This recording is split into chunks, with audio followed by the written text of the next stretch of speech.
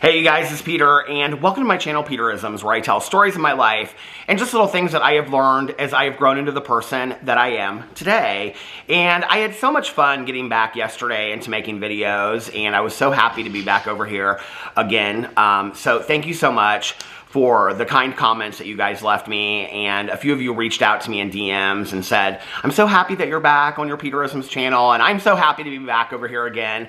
So, I brought 4 books with me today. I brought the 2 Melody Beatty books with me, and then I also brought the Amy Dean Nightlight book, because it's like one of my favorite books to read before I go to bed at night. Sometimes I do that. And then I also brought the Daily Book of Positive Quotations by Linda Picone. I haven't actually read from this in quite some time. So I thought I would just kind of, I haven't even looked to see what the meditations are for today in any of these books. So I thought I would skim through here and see what they are. Let's look at the Daily Book of Positive Quotations first. And let's see what the meditation is in here for February 22nd. Oh, this might be a good one. It says, excuses. February 23rd, excuses. Or February 22nd, sorry, excuses. It is better to offer no excuse than a bad one. George Washington. We all make mistakes. The problem isn't so much making mistakes as the lengths to which we sometimes go to defend ourselves when we make them. However deep the hole that making a mistake has put us in, it just gets deeper the more we try to explain ourselves. If we would simply say, I was wrong, and move on, we wouldn't waste so much of our time and energy, and the people around us would respect us more. I will try to calmly admit any mistakes I make today, and then move on. I really like this meditation actually a lot. There's a quote, I actually read this on one of my other channels not too long ago, that I had found, and it said something about when you find yourself in a hole, stop digging, or something like that. And I love that quote, because I think there's times often, many times, most days probably, that we make mistakes or we screw up, right? And I think we often have this resistance to taking responsibility and just owning up to it and say, yeah, I screwed up, I made a mistake, right? And, you know, it's interesting because isn't that something that we learned before we ever got on the bus for first grade, you know, in school? I mean, isn't that something that we learned very early on, is just how to take responsibility? And, you know, like when your mom asked you, did you take the cookie from the cookie jar? You know, you just said, yes, or many of us would say no because we didn't want to take responsibility, but it really isn't that deep, you know, to just say, yeah, I screwed up, like I made a mistake, and I want to learn and I grow from it.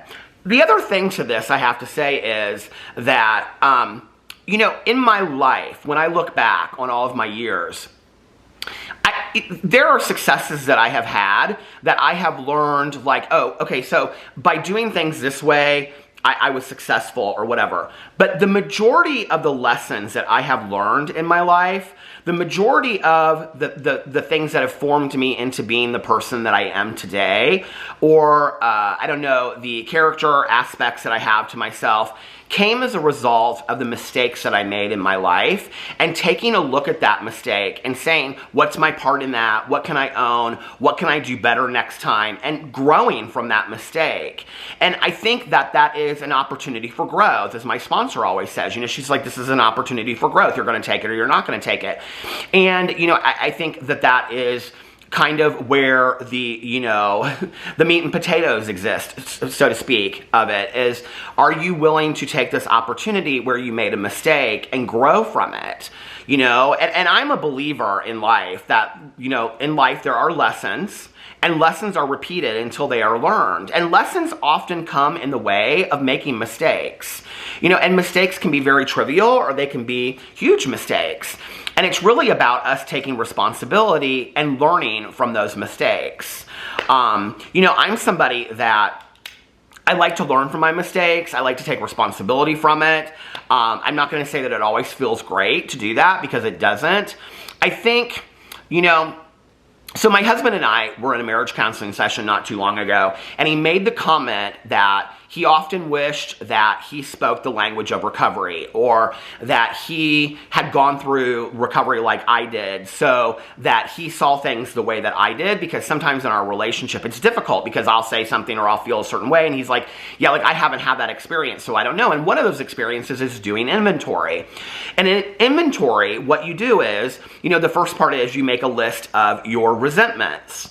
And then you take a look at whoever that person is, or whatever organization that was, or business, or whatever. And then you take a look at that and resentment, and then why you have that resentment, like what is it that that person did or whatever, how it affected you. And then the fourth column is, and what is your part in that, And sometimes it's hard. I mean, when we're talking about really serious situations from our past, sometimes we don't have a big part in that. Like, we didn't do anything.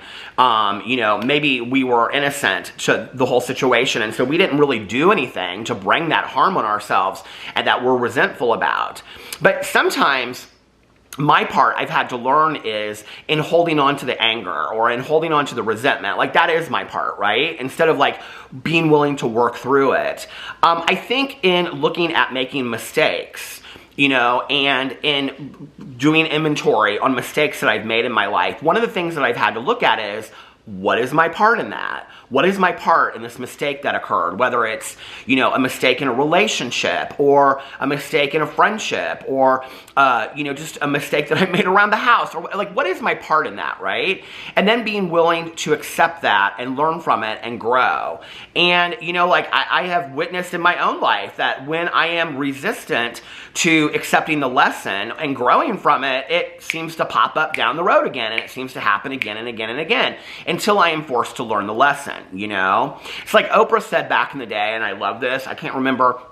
She was talking to somebody, and she said, like, I can't remember. It was like some television star from back in the day, Tracy Cameron or somebody like that, who had gotten arrested for like a DUI or something like that. And she said, didn't you know, I can't remember who it was, so don't quote me, but she said, didn't you know that you had a problem before that moment that you were being arrested? And she said, I mean, there were moments that I had it.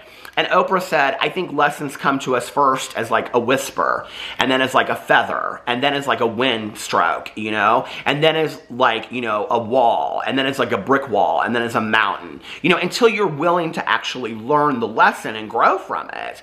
And I look at my life and I think, often many of my lessons have come that way, in the form of mistakes that I have, something's happened to me and it's a whisper, and then it's, a feeling of the wind, and then it's a wall, and then it's a mountain, and then finally I'm like, okay, I'm ready to learn this lesson now. I don't want to have to feel the pain from this lesson anymore, So I think it's a valuable thing to think about, and I made a mistake and I want to grow from it. And there's no fault in that, I think what happens is often our arrogance, ego, and pride get in the way of that, because if we admit that we made a mistake, then we have to admit fault. And a lot of people don't like to admit fault, because then they have to admit that they're in the wrong.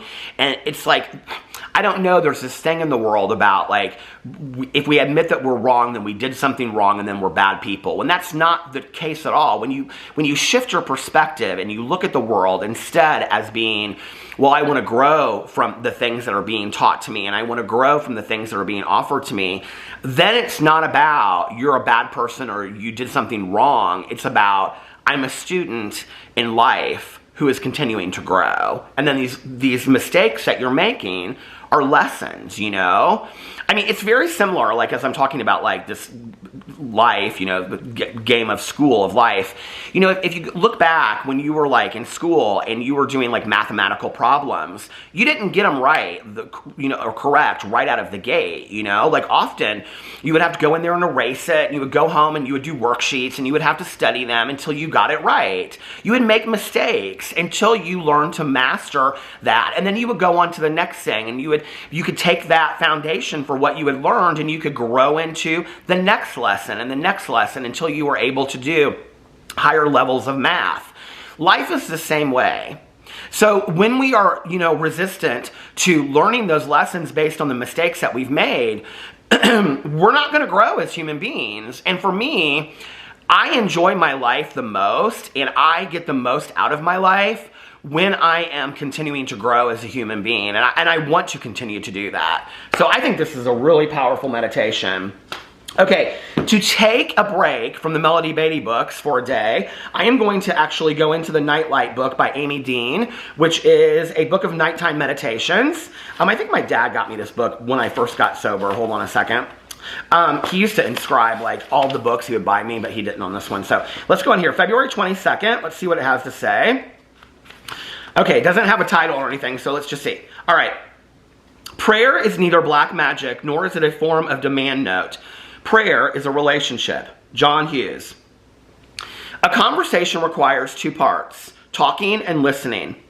When only we are talking, that is a monologue. When someone lectures, we listen. Prayer can be a form of conversation. Yet if we examine the way we pray, we may find it's a monologue. We pray to ask for answers or guidance, to express our gratitude, and to bless those we care for. It's wonderful to open up a channel to our higher power by beginning the conversation, but unless we allow time to listen, we will never really develop a dialogue. We can begin to change our way of praying. We can limit our requests so we are not listing a series of wishes or demands. We can ask for patience to listen and then allow a few minutes to listen. We can ask for patience to listen and then allow a few moments to listen. The answers will come to us and our guidance will be given when we are truly ready to receive them. An equal balance of talking and listening will help strengthen our relationship with our higher power. I will pray and then listen to allow my higher power some time to communicate with me. You know, this entire idea of prayer is so interesting to me, and it's like my prayer and my structure of prayer, if you want to call it that, has really changed through the years.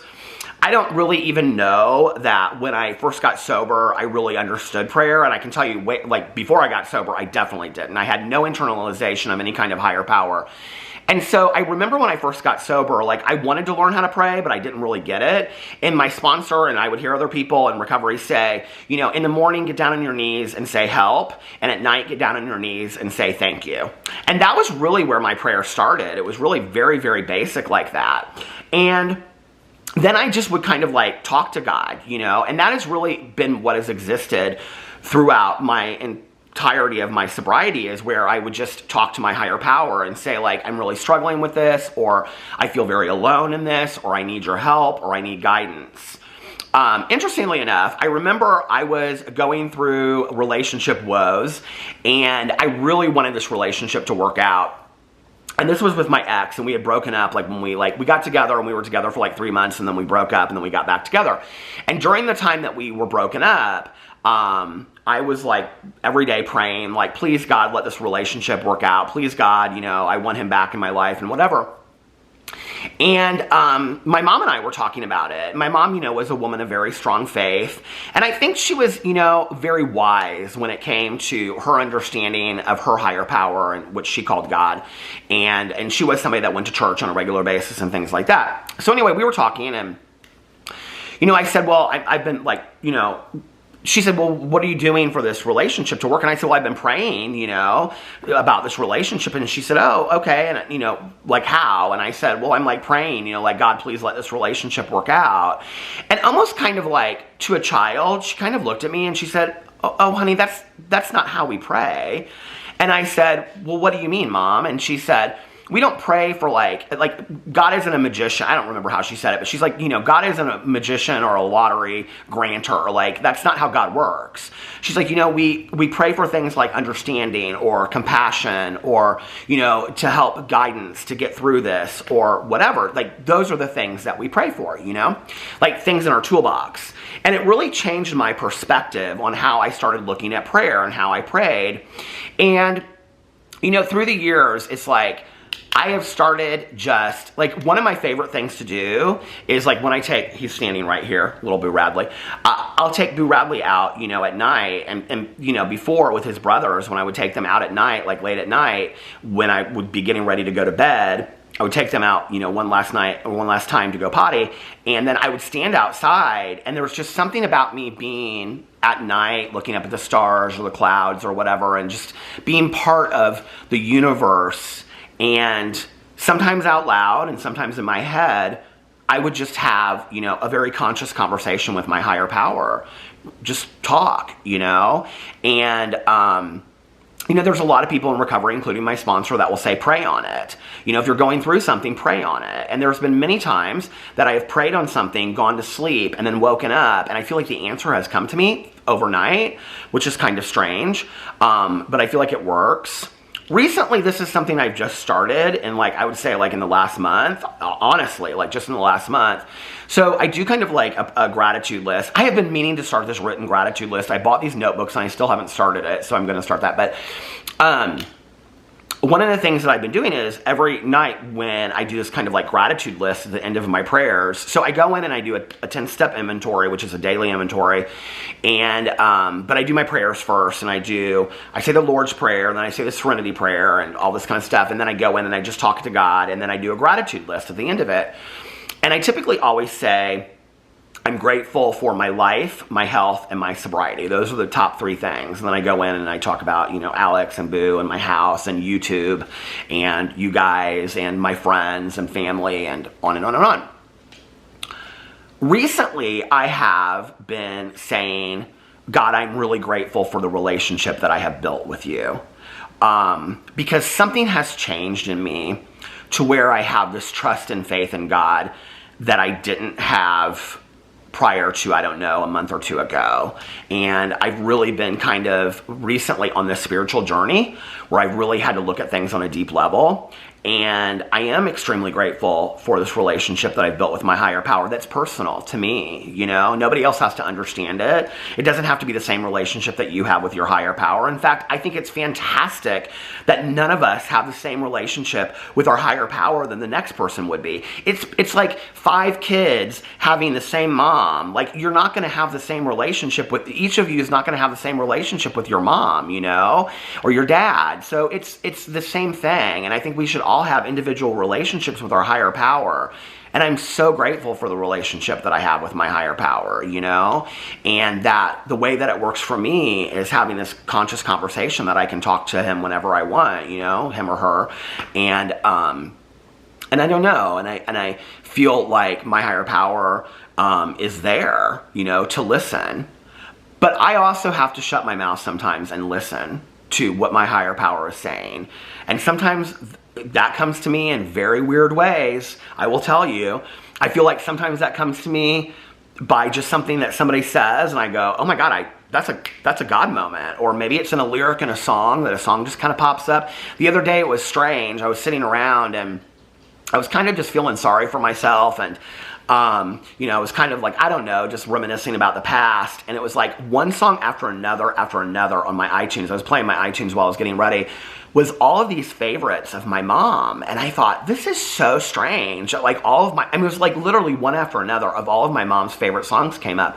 And I was like, this is kind of like a God moment. Like, I feel like my mom is either here or, you know, God is reminding me of the good times that I had with my mom enjoying music. So I don't know. God speaks to me in very, you know, strange ways sometimes. And there's also a saying in recovery where, like, if you can't find, like, if maybe you're somebody out there that doesn't believe in a higher power, do you believe that I believe in a higher power? You know, borrow my higher power for a while if you need to. It's okay, you know? And then when you find your own or whatever, even if you don't want to, you know, and you just want to trust the universe or trust whatever's out there, that's fine too, you know. You don't have to force anybody into any belief system. Trust. My husband and I have been together for 14 and a half years, and he's an atheist and I'm not, and our relationship has worked just fine, you know, and we have very interesting conversations about spirituality. And he asks a lot of questions, you know, because even though he doesn't believe in it, he's still interested in what I believe in and how it makes me as a person and things like that. So anyway, 2 great meditations. I loved both of those today. Let me know what you think in the comment section below, and I will see you guys tomorrow. Bye.